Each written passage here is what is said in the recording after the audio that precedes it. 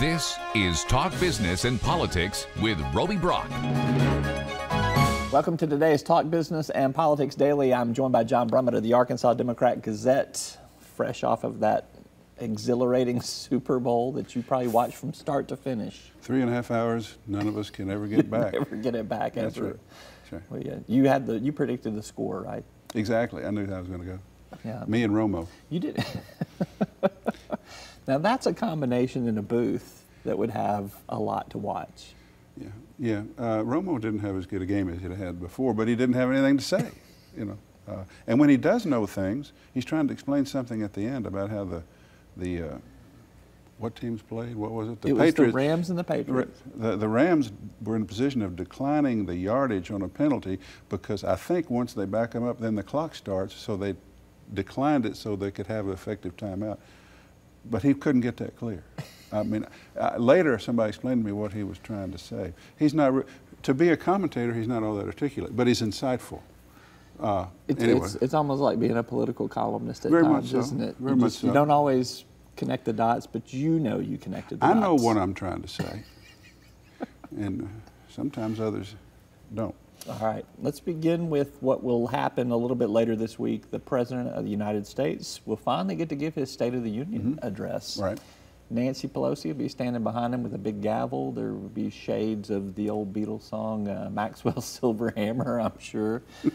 Somebody will make a meme out of that, I believe. What do you think we can expect from the State of the Union address? Here's what I expect.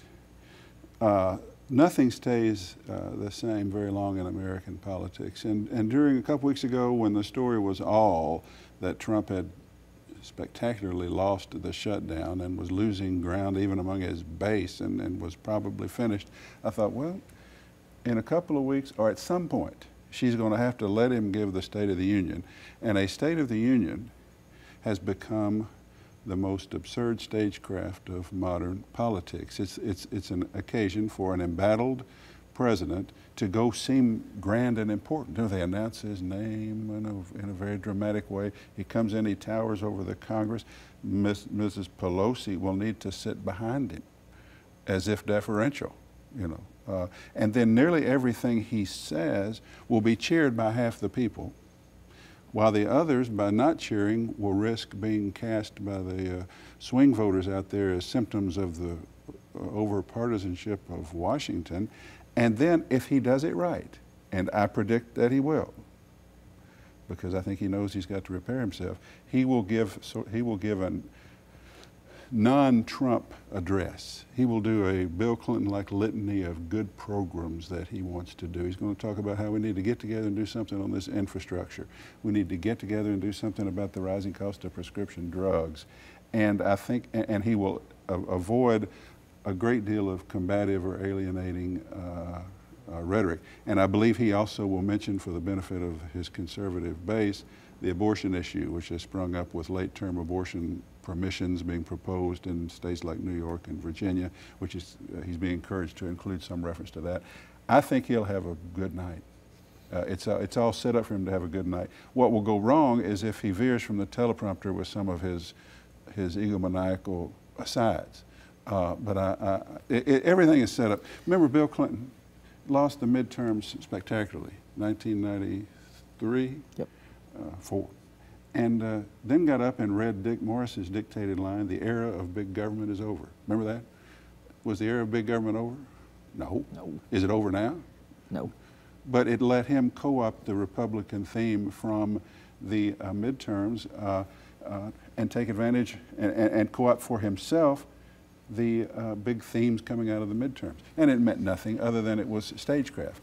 The big point you left out is, what does he say about the wall and the Mexican border there? Does he declare an emergency for this wall in the State of the Union address? He might. I think that he gives relative short shrift to that. By relative short shrift, I mean that's what all of our political discussion has been about. I think it gets mentioned in a litany like other things. And that may be an appropriate time to say that he thinks in a few days there might be an emergency, and he's going to declare one, which is what that amounts to. But he really, that whole tactic, though, is really about declaring an emergency so that it gets gummed up in the courts for 2 years, and he can basically rail against it being gummed up in the courts by his political enemies for 2 years. Speaking of absurd stagecraft, which is sort of redundant when you refer to our politics, just the window dressing to get out of a jam. That's all he needs here. He's apparently not going to get anything substantive out of this conference report and the new negotiations. So he's got to have a way out. And for his self-serving purposes, the best way out might be to look strong and declare a national emergency and do it unilaterally because the people want him to, and it's what he ran on, knowing that it all gets enjoined in court and we fight about it a while. Yeah, you know, we've wasted time before. We can waste time on that. All right, let's turn our attention to the Arkansas state capitol. Last week, Asa Hutchinson, our governor, puts forth a revised tax cut plan, $97 million, a little bit smaller than what was previously expected. Still gets to that 5.9% highest income tax rate in 2 years' time. Does this unclog the process of everything else that has kind of been in a holding pattern up at the state capitol? You know, I've heard you say that, and I know that you know what's going on, and I've never known exactly what it was going to unclog. If you mean, and tell me if you do, that you really can't proceed to any sort of substance that entails a budget or spending or policy for the next biennium until you have some reasonable idea of what that budget's going to be. Yes. Is that what you mean? That's what I mean. Well, sure. And so, yeah, but that's true. You can't proceed to the serious business until this is done, and I think we can assume he'll probably get this passed. But I've been covering, you've covered them a long time, I've covered them longer. These sessions always start slow. And even if you have a pretty good idea what the budget's going to be, the first few weeks are spent on microchipping bills and undoing minimum wage or some out of the blue weird thing that comes up. Something you didn't see out there on the radar, because it basically. just takes somebody, I think it was a late speaker or former speaker John Paul Capp said these things are terribly hard to start but even harder to stop, meaning they just spin out there for a few weeks and then they realize, we need to get home and work on our taxes and attend to our business. And so everything gets pushed at the end. It's just human nature.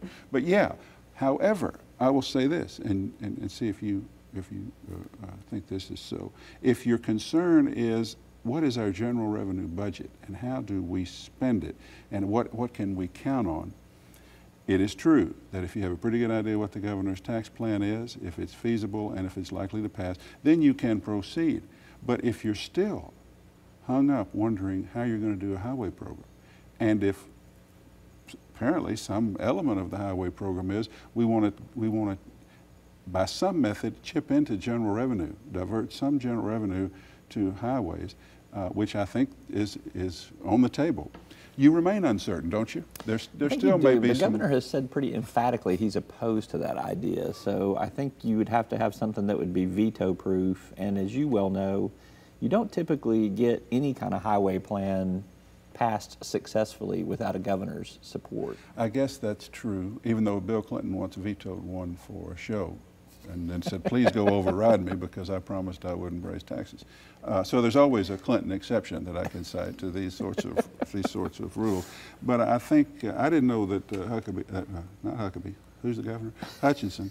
Had said that emphatically. He has in the past. He has in the past. Yeah. So I don't think he's going to shift at this point. There is some proposal out there that would tap general revenue for highways on some contingency basis based on the health of general revenue. You see that? That's a possibility, I would think. All of that makes it uncertain. But my point is, yeah, it unclogs, but it's going to stay clogged. These guys are just going to wander around for a few more days anyway, I think. But even though they're announcing some sort of ethics thing today. Does that mean that you and I get to hang around up there and watch them mill around for a few days, a few weeks too? I've only been up there one time this session. How many times have you been up there? Really? I've been up there 2 times. Yeah, the one time. But I've had a reporter up there, or at least one, if not 2, every day. So. I know that. But it's just, I know I'm missing some things, but it's largely it hadn't really started yet. You know, it's like the LSU Arkansas basketball game. Let's wait the last few minutes and then we'll know what's going on. But the one time I went, everybody was saying, "What's going on? Yeah, why are you here?" I get a little bit of that reaction. Yeah, I just needed somewhere to go. Good, yeah. All right, it's John Brummett with the Arkansas Democrat-Gazette. Always good to visit with you. Likewise. Thank you so much. All right, that's all for today's program. I'm Roby Brock. We'll see you next time. Each day, the promise of our nation begins again. Arkansas and America moving forward. I help make that promise a reality. It's not for everyone, but people everywhere depend on us. Oh, I love you too, sweetie. Trucking delivers, or everything stops. And that's what drives me. I did. You'll find us at the end of a lot of long country roads, covering over 60% of the great state of Arkansas. Our 17 electric distribution cooperatives are working day and night to provide reliable, affordable power to over 500,000 homes, farms, and businesses, just like yours. The Electric Cooperatives of Arkansas, your local energy partners.